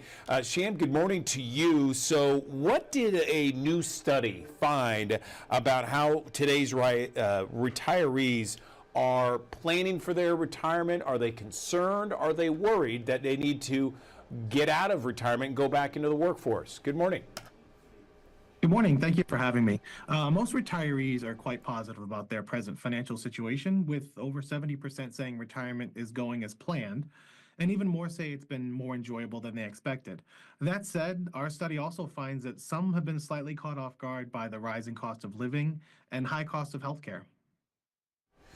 I totally get that. Healthcare is certainly something that I hear all the time about people being concerned once they retire, if they are not 65, that gap between retirement and 65. So how are Americans planning retirement, and is it something that they may need to adjust, or is the planning just A-okay the way it's going right now? Well, nearly 2/3 of respondents in their planning years have a positive outlook on their upcoming retirement. This is down 7% from last year, which is due in part to the impact of the rising cost of living. Gen X is at the forefront of this drop in confidence, with only 53% feeling like they'll be able to retire on their own terms. This comes as a record number of Americans are expected to reach traditional retirement age in 2025. So that lower confidence about retirement from Gen X can really be traced back to the fact that many are facing preparing for retirement, continuing to care for their children, and aging parents all at once. Okay, so the natural question there, Sham, is how do you get more prepared? How do you get more confident to say, okay, I'm going to retire at this point in the next, 2, 3, 4, 5 years? Yeah, that's a great question. I think most important is having a plan in place is crucial. It's also really important to stick with your plan. So our study found that 92% of Americans feel that financial planning doesn't end when retirement begins. So ideally, you should have a diversified income plan where essential expenses are covered by guaranteed income sources that keep up with the cost of or with inflation. So we're talking about Social Security and annuities where you're turning part of your savings into a reliable income stream that you'll have throughout retirement. When it comes to discretionary expenses, you should really look to cover those from savings or investment income. So if you need to cut back, this is a place to do it, but you'll still be able to cover day-to-day living expenses. It's also very important to maintain a reasonable asset withdrawal rate. So we recommend targeting an average asset withdrawal rate between 4 and 5% a year. And finally, one of the largest expenses in retirement is healthcare, with a 65-year-old needing $165,000 to cover healthcare costs throughout retirement. It's important for a pre-retiree to have a plan that accounts for how they'll cover future healthcare expenses. So understanding your Medicare strategy and potential expenses related to long-term care can really help gain an understanding of additional healthcare costs that you'll look to include and need to include in your retirement income plan. So, Sham, let me press a little bit on that. I mean, what are you telling your customers? What are you telling the people that you deal with, when it comes to healthcare costs and planning for retirement? I think one of the most important things for anyone at any stage of planning to keep in mind is the sooner you start saving, the better off that you'll be. So take advantage of time. The more you save and the sooner you save, the better off you'll be when it comes time to put a retirement plan together and be able to fund the retirement that you want to have and retire when you're ready to retire. Anything else we want to mention about retirement and how things have changed? It sounds like the formula for the most part is essentially the same. I mean, diversify investments, that sort of thing. Anything else that we can talk about with regards to retirement now? Well, there are definitely some differences between today's retirees and retirees that are coming up. One distinct difference between the groups is today's retirees are the last to report in large numbers that predictable income sources like pensions are going to be the primary way that they'll fund their retirement, whereas 6 in 10 Americans in their planning years say the biggest income streams that they'll have will come from their IRAs and 401ks or other workplace plans. So only about half of retirees are saying the same thing about their IRAs and workplace plans today. I think the good news here is recent Fidelity data shows retirement savers are building good habits and they're saving in IRAs and workplace plans at a rate that's close to Fidelity's recommended 15% per year. Okay, Sham Gaglani, we appreciate you and everybody at Fidelity Investments for helping us out with this conversation. Thank you.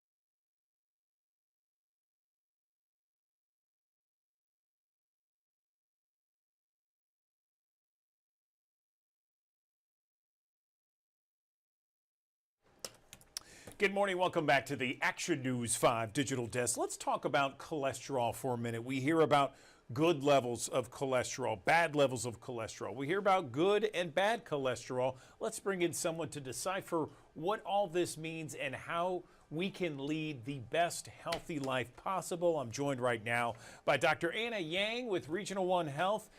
Dr. Yang, again, thank you so much for joining us on the Digital Desk. So we hear so much about good and bad cholesterol. Tell us about these two types and how we should deal with them both. Good morning. Hi, good morning. Thanks again for having me.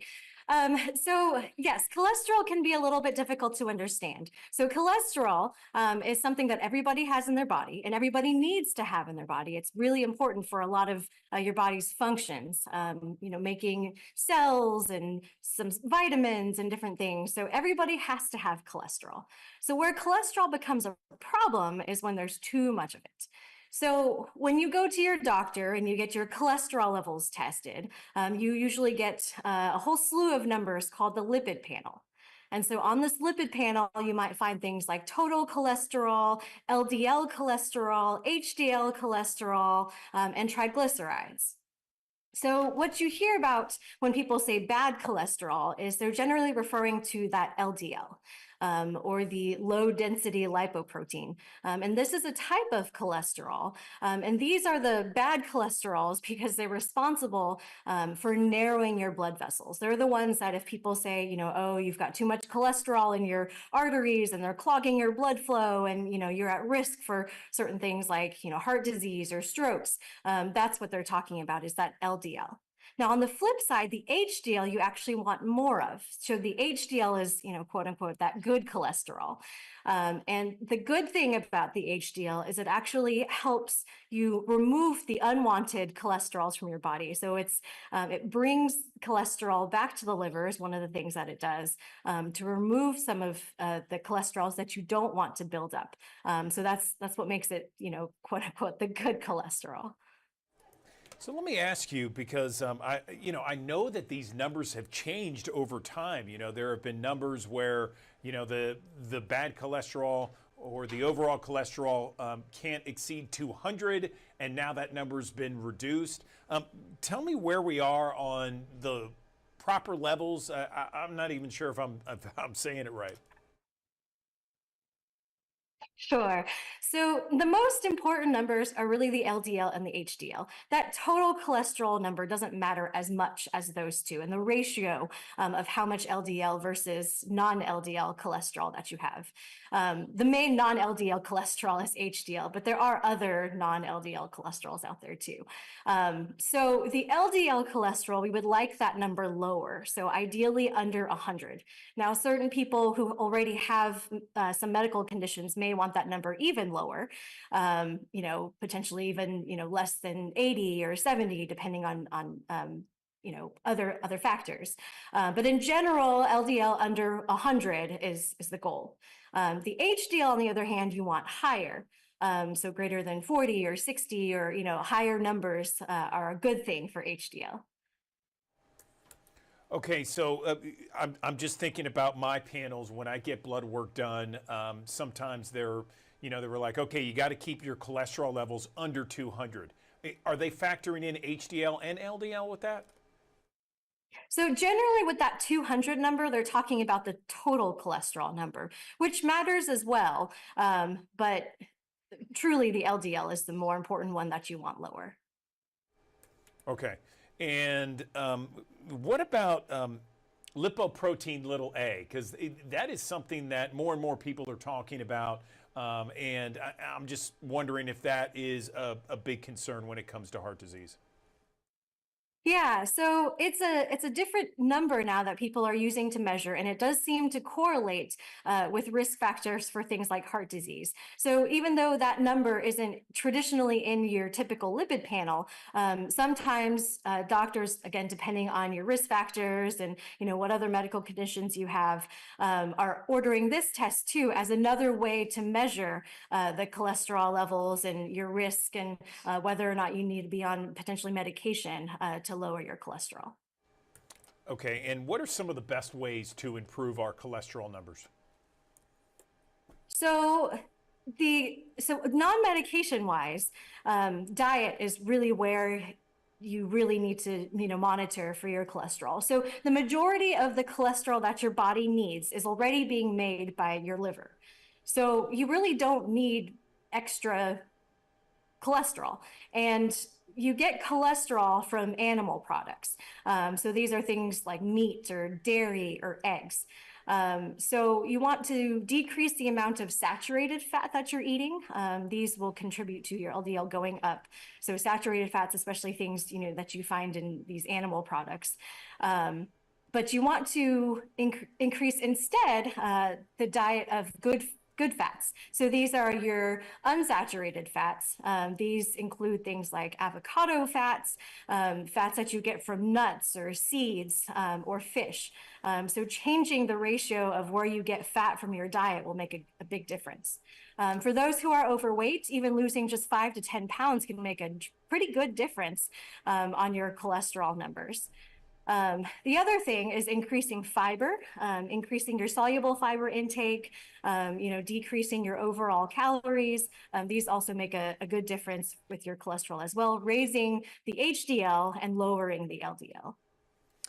What's the most important thing you want people to remember when it comes to cholesterol, your numbers, how to bring it down, everything that we talked about? So the first step is to check. So the first step is to make sure you go to your doctor and you get appropriate screening. Sometimes these aren't things that you feel. Sometimes people with normal weights have elevated cholesterol without knowing it. It's not always just something you get when you're overweight or obese. So make sure you go to your doctor. We even recommend children now get screened for cholesterol because we're seeing that even children are having problems with high cholesterol. So the first step is just to make sure you go to your doctor, get screened at appropriate intervals, do what you can, to improve your own habits in your daily life. And if necessary, potentially starting medication as prescribed by your doctor to lower your risk, for heart disease, strokes, and even losing your arms or legs because you don't have, good blood flow to these parts of your body. All right, Dr. Anna Yang, we appreciate your time as always on the Action News 5 digital desk. Very informative this morning. Thank you. All right. Thanks for having me.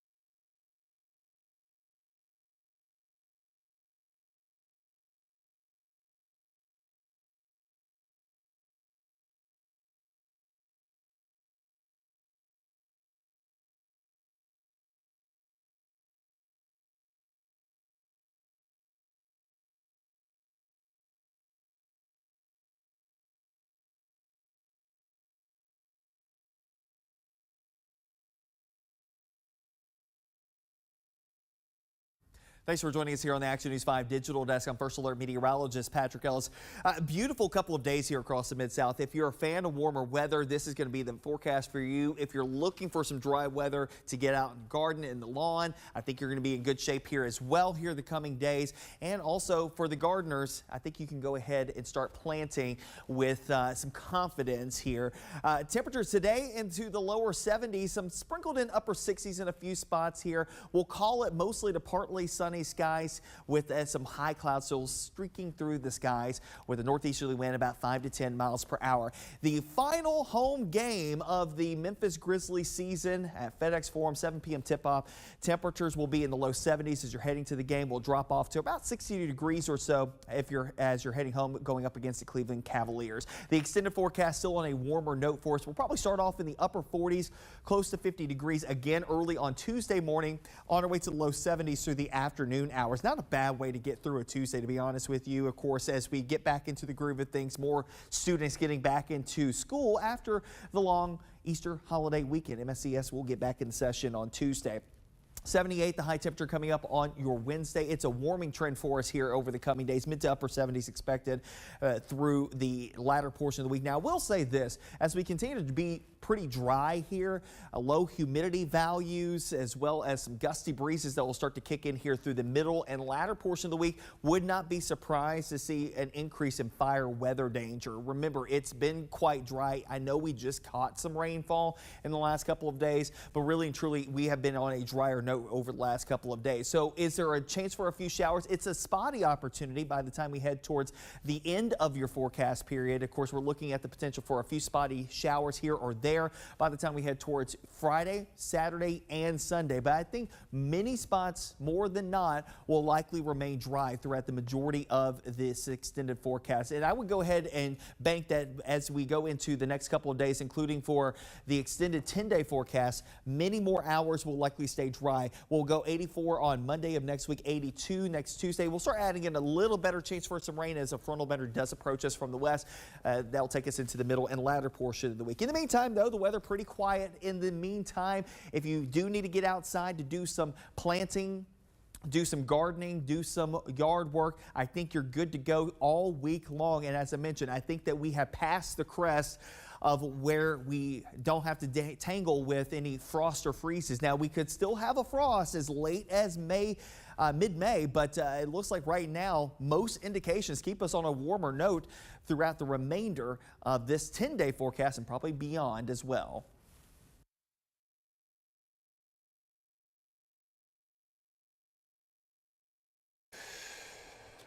Okay, good morning. Welcome back to the Action News 5 digital desk. You know, there are so many great Memphians. Oh, on Jimmy Kimmel as well.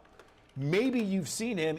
Either way, it's just great to see a native Memphian doing great things. And I'm joined on the digital desk by Shaw Jones right now. So, Shaw, let's first talk. It's great to meet you online, by the way. And tell us first off about your Memphis roots and how that propelled you to an incredible, successful career on the stage. Good morning. Good morning. Yeah, it's so good to be here. I think coming from Memphis gave me a set of values that has really helped me in my career. Tell me about it.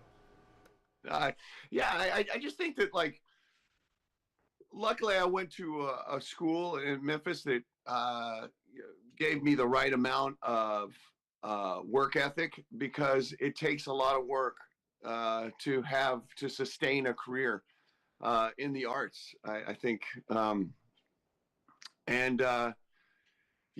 think the support I got from my family and friends and everybody in Memphis has really helped me stay on the path. Fantastic. So, you know, we have thousands of people that watch us each and every morning here on our digital channel, the Digital Desk. I'm sure there might be some folks that say, hey, I remember Shaw back in the day. Right. So, so tell me where you went to high school. What did you do? Did you hang out in certain spots? Take me there. Yeah, I tell you, I went to MUS, Memphis University School for Boys, and I didn't actually do any theater there.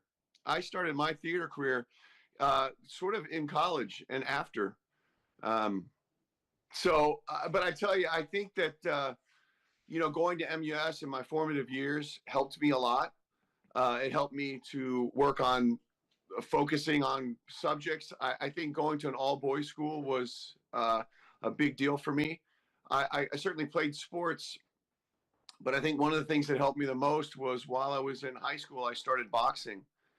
And that really, really helped me in my acting career. I often say that before I step into a room in for an audition where I have prepared, but I don't know exactly what I'm going into, is a lot like stepping into a boxing ring, where I've prepared, but I don't know actually what I'm going into until I step into the room. And I have to overcome fears and mental blocks and sort of go into the ring against an opponent and do battle and come out victorious on the other side, I hope, when I walk into casting rooms. Wow, okay, boxing at MUS. Never knew that. Wow, fantastic. So you have this long career. You've done TV, you've done movies, you have a reoccurring role on Jimmy Kimmel Live. Now you've made this off-Broadway debut. Tell me about how different that is compared to everything else. And was there something in your past, you've been doing this for a long time, that really it's something that you look at as very instrumental in your success? Mm-hmm. Yeah, I think that, like, I've done a lot of film and TV, but especially doing stage in New York. The great thing about stage is it is completely live. Obviously, there's no cuts. Let's do this take again. So it takes an extreme amount of focus, which I find exhilarating. There's no safety nets. Especially in the play I was doing, it was just a 2-person play. So, it's really, you depend on your partner to help you if you get lost. But what I love is of acting for the most part is you'll hear a lot is about being in the moment, right? Feeling things and emotions in the moment so that they're real. And that's exactly what I have to do in this play. And if I just stay present in the play, everything comes out of me. So it's just an amazing thing for an actor. I bet. I mean, you know, you explained it very well, talking about how, you know, you don't get 2, 3, or 4 takes on something. You got to do it right then and there, and that's right there, it. yeah. And you gotta ad lib or live if you don't remember something just right. I mean, it's something that I would think the true actor in everyone really comes out on stage like that. Tell me about some of those things that you look back on in your career and you think, man, I'm really proud of that. Do you have several of those moments?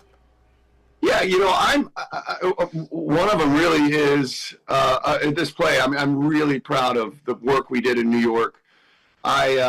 It's sort of a culmination of everything I've worked on up to that moment. You know, everything that you go through in life, the ups and the downs, and a lot of people don't think about the downs. It's the downs that really gives you depth to your work, and to focus on those and to realize, you know, where that took you. And certainly the character in Wounded, you know, he starts on a very positive path in life and goes to a prestigious school. He goes to Baylor. He has everything in front of him. He's like kind of like a golden child, and through his, you know, decisions and actions, he goes down a darker path in life, which leads to addiction and ultimately jail.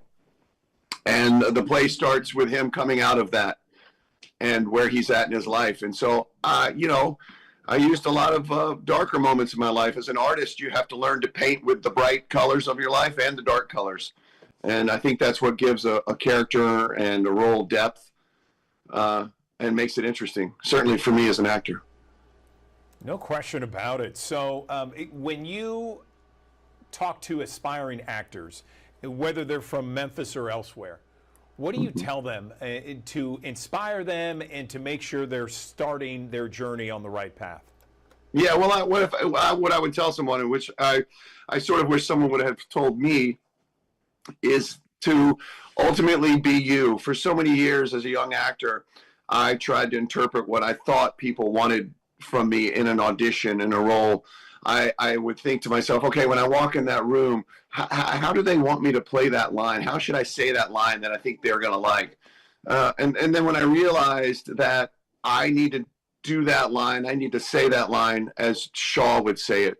If I would filter it through Shaw's life, that line, that sentence, when I filter it through my life and my experiences, how it comes out, that's the way I need to do it. And when I started doing that is when I really started working a lot more as an actor. So I would tell any young actor to be you and to say it how you would say it, to interpret it. I get a lot of auditions sometimes where they want me to do a couple different takes.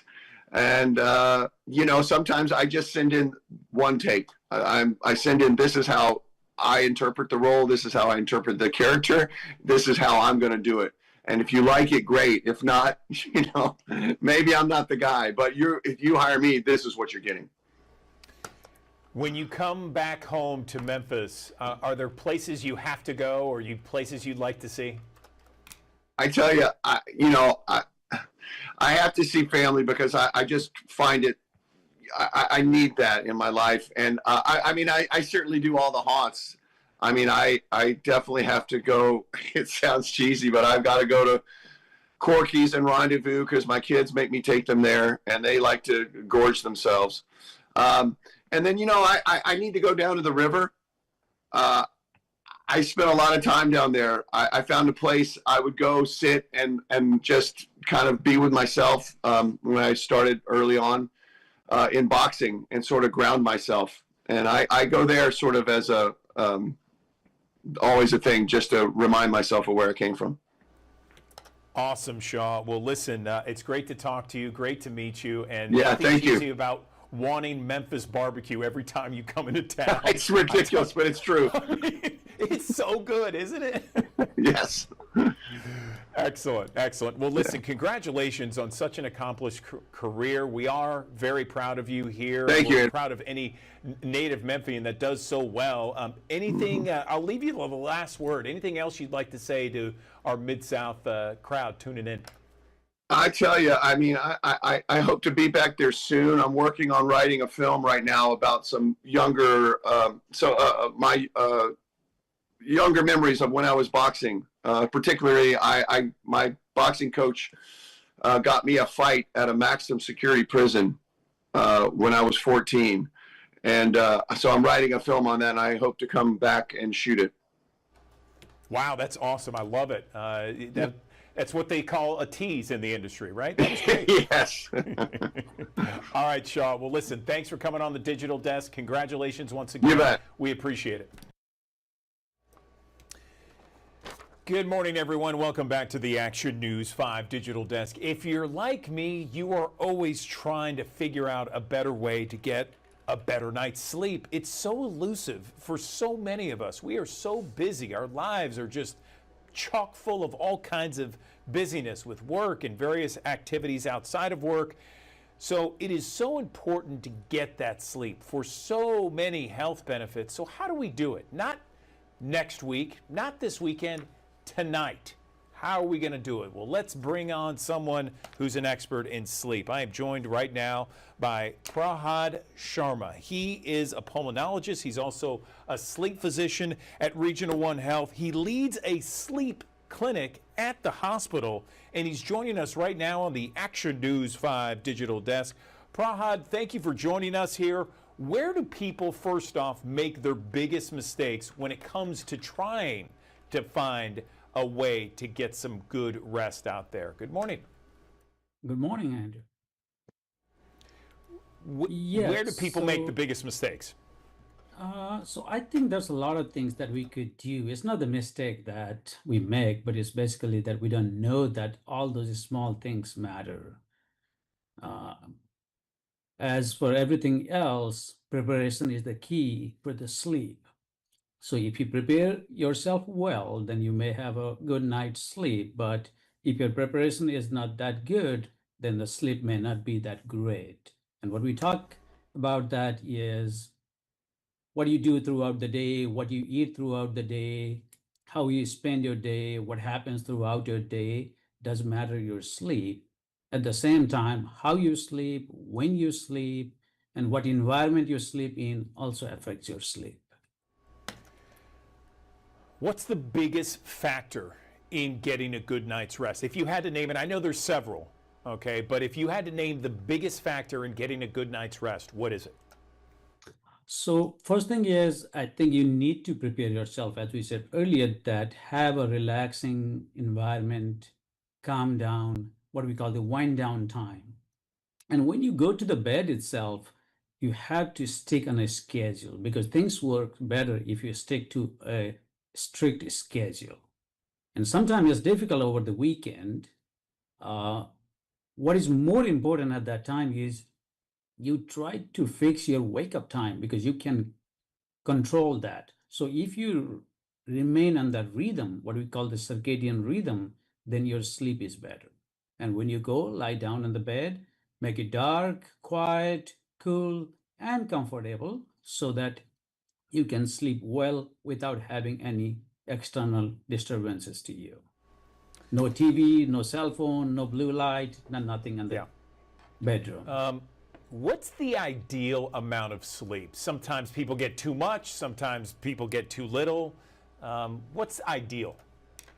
Everyone has their own requirement. Few people need a little bit more. Few people may be okay even on the less amount of sleep. So anywhere about 6 to 8 hours may be normal for most of the people. There are few people who may function okay when they sleep 4 to 6 hours. We call them short sleepers. So that maybe few people who may be sleeping 4 or 5 hours may still be okay. But if you are sleeping more than 8, 10 hours, then again, that is abnormal. You should not be requiring that much of sleep. But all of those things changes with age and time.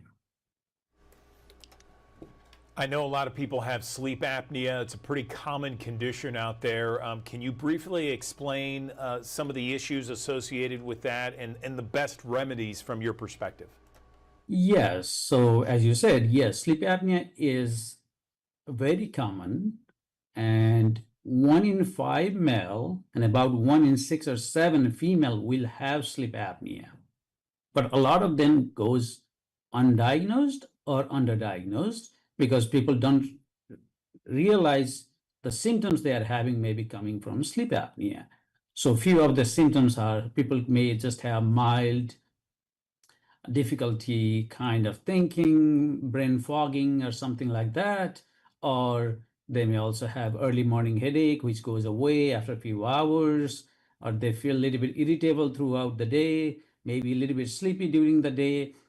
So all those may be just a telltale sign of sleep apnea, but if they go unnoticed for a long time, then you run into other problems. Okay, we know that so many people are looking at screens, and we know that perhaps people's diet isn't the greatest when it comes to winding down, as you mentioned earlier, to get that good night's sleep, that good night rest. What are some of the key takeaways? If you had to make a bullet list of maybe 3 or 4 different things you can do right now, tonight, to have that great night's sleep, what would you do? Okay. Again, I will say wind down time is very important. So that's when you reflect on some people who likes to write, may even do journaling or something so that they can vent out their feeling so that they can go to the bed relaxed.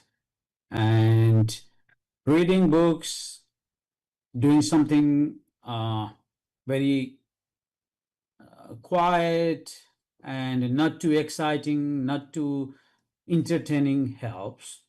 And also another thing is smoking and alcohol intake, because a lot of people think like maybe if they drink maybe a couple of glasses of wine or drink, they may feel sleepy and they may sleep better, but it works the other way, meaning your good quality sleep is taken away and you wake up not feeling rested, feeling tired, because the very important part of the sleep called the REM sleep is taken away. At the same time, if you smoke before bedtime, that is a stimulant and that will not let you fall asleep quickly and causes more problems. So preparing the right environment, not drinking too much before the bedtime, not smoking, and having a very comfortable bed is the key to have a good sleep. Right. Also, a cool bedroom, right? I mean, you want to make the temperatures. Yes, cool bedroom, very comfortable. Yeah, it may be worth investing in finding a very comfortable mattress for you. Excellent. Okay, one other thing, there's a lot of sleep aids out there. Some people might take melatonin. Some people might take an Ambien. Some people will, have a gummy, a CBD or something. What do you think of those 3, and do you recommend a sleep aid? So it depends what is driving the problem. So because if it is sleep apnea, which is one of the most common problem, then those aid may not help. Because if it is sleep apnea, then we have to diagnose with the sleep study and treat you for that particular problem. But other problems, let's say people cannot fall asleep because there is misalignment with the time and everything, then on those people, melatonin may help. And the pills like Ambien, that is more for the problem what we call insomnia.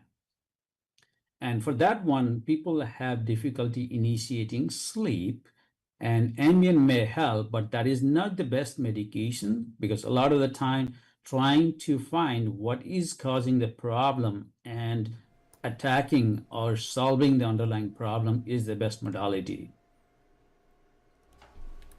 Okay, Prahad Sharma, we appreciate your time on the Action News 5 Digital Desk. Very informative, and it's something that I think so many Americans struggle with, getting a better night's sleep.